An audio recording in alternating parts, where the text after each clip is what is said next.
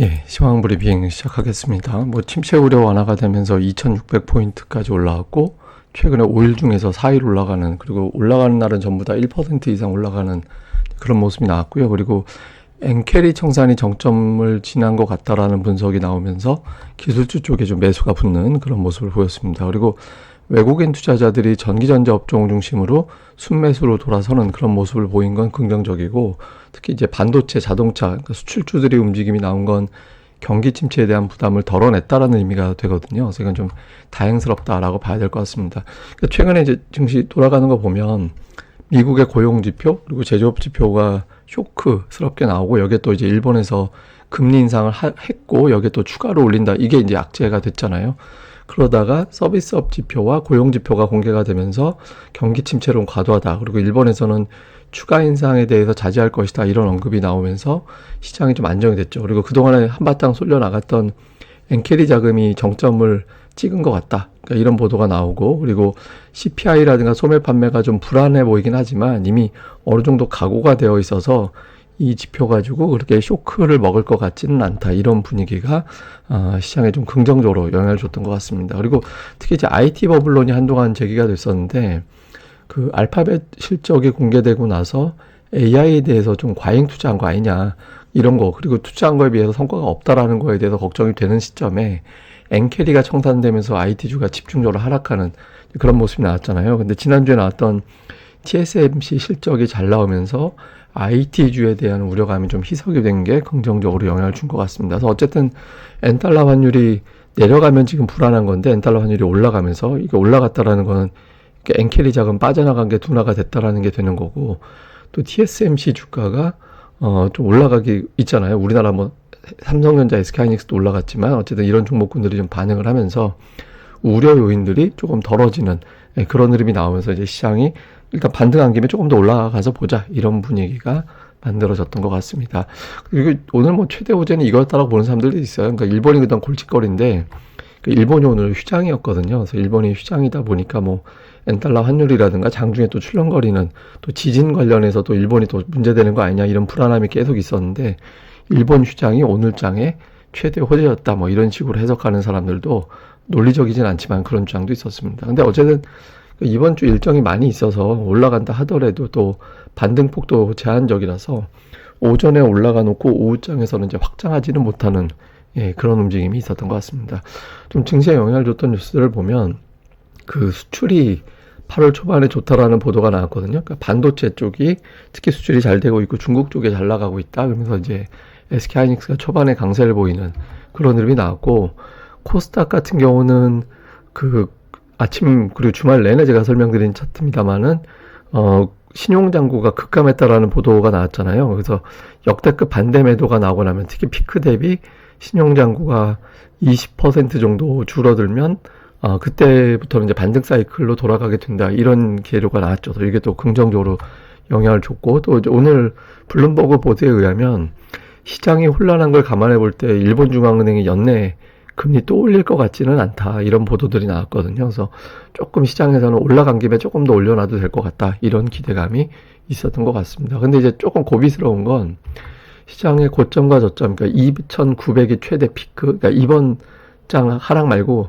이 7월 이후에 최대 피크점과 최저점을 비교해보면 절반이 2,650 정도 되거든요. 그래서 2,650을 넘겨야지만 추세가 바뀐 걸로 또 기존 추세의 복원으로 기대를 걸 수 있는데, 그 근처 가면서 조금 시장이 막힐 수도 있다. 그래서 저걸 넘기기 위해서는 이제 소매 판매 CPI, 삼성전자 이런 것들의 데이터가 조금 더 필요하다, 이렇게 보는 것 같습니다.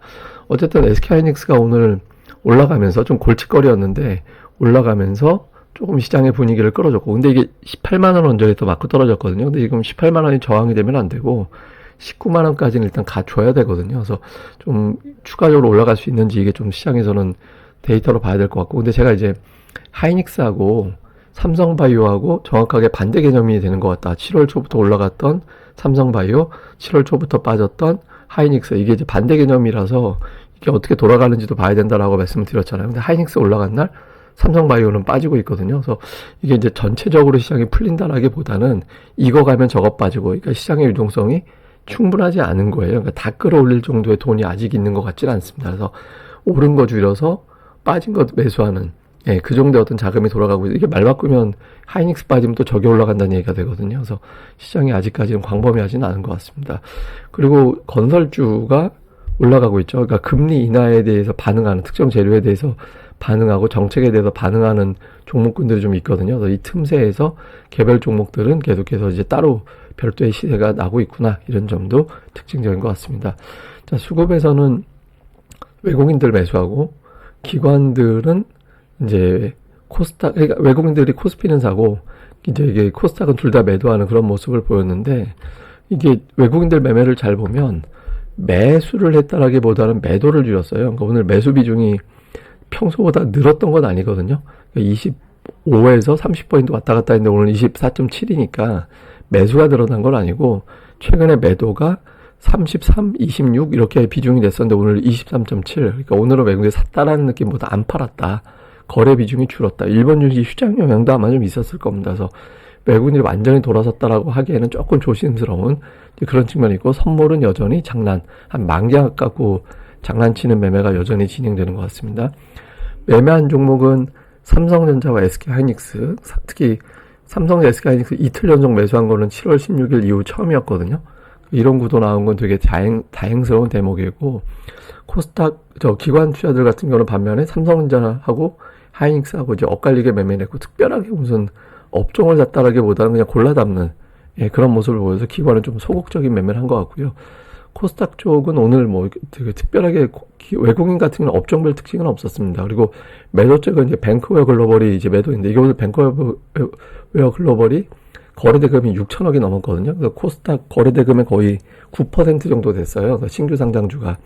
그러니까 이것 빼고 나면 오늘 코스닥 거래대금이 6조 원밖에 안 됐거든요. 그래서 좀 거래대금이 증가하면서 끌어올리는 그런 흐름이 좀 나와줘야 되는데, 좀 조심스러운 가운데 많이 빠졌으니까 일단 올려놓고 보자. 한편으로는 뭐 저 정도 거래대금으로도 상승 종목 1200개 만들었으니까 수급 공백이 있구나, 이런 것들은 확인이 된 것 같습니다. 그리고 기관들은 오늘 반도체 쪽 종목 수를 보면 이제 반도체 쪽 매수가 좀 눈에 띄었고, 그 외에는 뭐 의료기기, 뭐 바이오 계열의 종목군들을 골라서 좀 담고 2차 전지는 좀 팔고 이제 그런 모습을 좀 보였습니다.